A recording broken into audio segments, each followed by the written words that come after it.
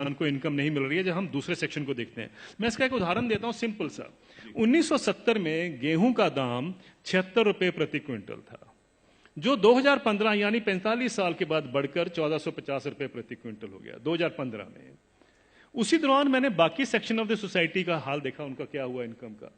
मैं सिर्फ बेसिक पे और डीए ले रहा हूं। उसी दौरान में 45 साल के पीरियड में सरकारी मुलाजिम की जो बेसिक पे और डीए है वो 120 से 150 गुना बढ़ गया, और जो स्कूल टीचर्स की जो तनख्वाह बढ़ी है उस दौरान में वो 280 से 320 गुना बढ़ गई, और जो कॉलेज के यूनिवर्सिटी प्रोफेसर्स हैं उनकी तनख्वाह 150 से 170 गुना बढ़ी है उस 45 साल के पीरियड में। किसान की जो इनकम है, जो गेहूं के दाम से या धान के दाम से आप नापेंगे, वो 19 गुना बढ़ती है।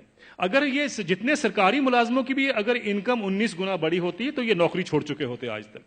प्रॉब्लम यह है कि किसान का हक क्या बनता है। अगर हम 45 साल के बाद जब उसको 1450 रुपए मिले थे, अगर मैं 100 गुना भी उसकी इनकम बाकी इनकम पैरिटी के नॉर्म से चलता हूं, तो उनकी इनकम जो है या उनका मिनिमम सपोर्ट प्राइस जो है वो 7600 रुपए प्रति क्विंटल बनता था।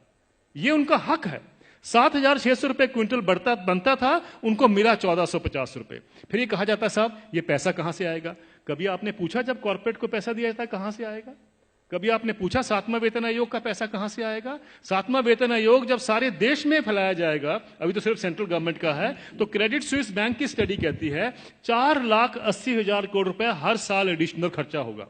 किसी ने नहीं पूछा कि पैसा कहां से आएगा, किसी ने नहीं कहा कि फिस्कल डेफिसिट बढ़ जाएगा। आप किसान को 2 लाख रुपए दे दीजिए, 2 लाख करोड़ रुपए अनाउंस कर दीजिए साल का देंगे, हाहाकार मच जाएगा इस देश में। अरे ये पैसा व्यर्थ जा रहा है, ये लोग डिजर्व नहीं करते हैं, ये सारा कुछ होगा, फिस्कल डेफिसिट बढ़ जाएगा। लेकिन इंप्लॉइज के लिए किसी ने कहा फिस्कल डेफिसिट बढ़ जाएगा? ये सारी इकोनॉमिक नीतियां हमें जानने की जरूरत है। ये किस तरीके से डिजाइन बनाया गया है कि किसान को हम गरीब का गरीब ही रखें, और ये पॉलिसीज कितने दशकों से चलती आ रही है, सब सरकारें इसमें सम्मिलित हैं।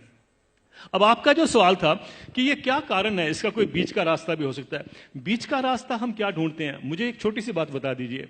जब आपका इनकम मिलती है, 7वां वेतन आयोग मिलता है या किसी को भी अपनी इनकम मिलती है, तो क्या कभी किसी ने सोचा है कभी किसान को कभी हाउस रेंट मिला हो, कभी एजुकेशन रेंट मिला हो, कभी हेल्थ अलाउंस मिला हो, कभी बच्चों के लिए मेडिकल अलाउंस मिला हो?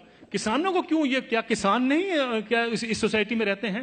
सुप्रीम कोर्ट के जो ऑफिसर्स हैं उनको 21,000 रुपए कपड़ा धोने के लिए मिलता है हर साल का।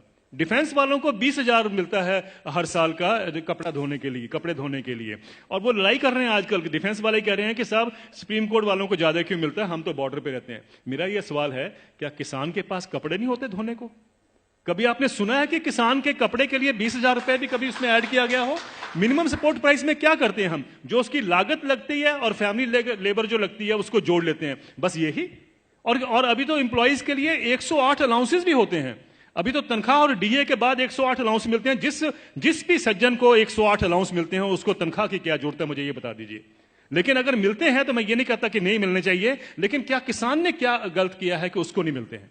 मैं ये कहना चाहता हूं, कभी किसान के एमएसपी में हाउस रेंट जोड़ा गया है, कभी उसका मेडिकल अलाउंस जोड़ा गया है, कभी उसके बच्चों के लिए एजुकेशन अलाउंस जोड़ा गया है? क्यों? क्या उसने बच्चे नहीं पालने हैं? हम ये क्यों मान के चलते हैं कि किसान तो हमारे देश के ऊपर बोझ है, इसके ऊपर हम दान कर रहे हैं? आप दान नहीं कर रहे हैं, आप उसको एक्सप्लॉइट कर रहे हैं, आप किसान को निचोड़ रहे हैं, और उसी के साथ आपकी अर्थव्यवस्था चलती है।